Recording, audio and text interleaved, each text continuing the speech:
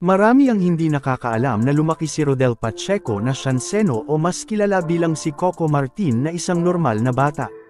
Pero ang hindi normal sa buhay niya ay bihira siyang mag-celebrate ng kanyang birthday lalong-lalo na noong bata pa siya. Ano kaya ang tamang dahilan? A. Wala silang pera noong bata pa siya. B. Mahiyain siya noong bata pa siya. C. Hindi niya alam kailan ang birthday niya. D. Wala sa mga sumusunod. Ang dahilan ay ang kanyang kaarawan ay November 1 na mismong araw ng mga patay sa Pilipinas. Na imbes na mag-celebrate ay pumupunta sila sa sementeryo para bisitahin ang puntod ng kamag-anak.